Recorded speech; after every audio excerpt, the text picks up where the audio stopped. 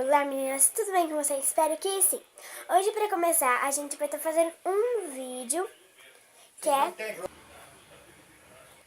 Então meninas, o vídeo de hoje é comendo Kinder Bueno. Gente, é muito bom. Eu amo. Então pessoal, aqui tá, eu deixei tudo num potinho. E a gente abrindo aqui, já vai ver o nosso Kinder Bueno. Gente, olha, é muito bom. Eu vou pegar um. Eu comprei lá no Big, eu comprei 6. E daí, 2 pra cá. A gente tava em 3. Era eu, meu pai e minha madrasta. Daí 2 pra minha madrasta, 2 pro meu pai e 2 pra mim. Daí, um do meu pai a gente já comeu. Que a gente comeu no carro pra ele experimentar. Daí depois o outro minha madrasta levou pra casa dela. Daí depois ficou o do meu pai e o outro meu eu já comi.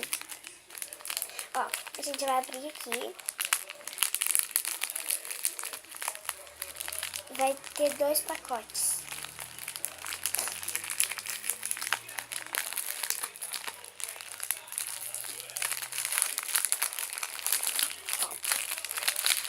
Gente, é muito bom.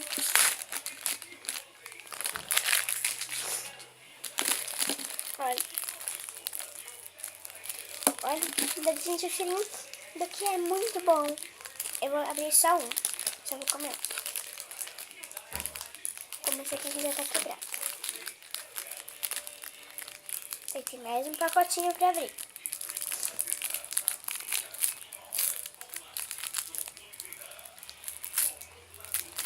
Olha, gente, é muito bom. Esse tem os farelinhos aqui.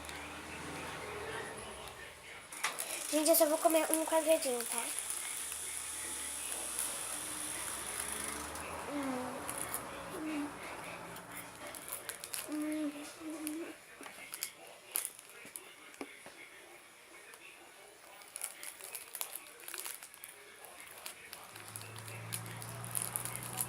Ele tem meio que um cremezinho por dentro. Quer ver? Ó.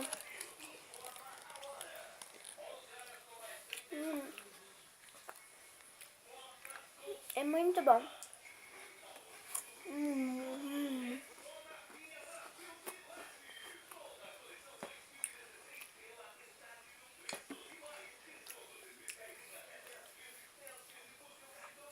Pessoal, muito bom.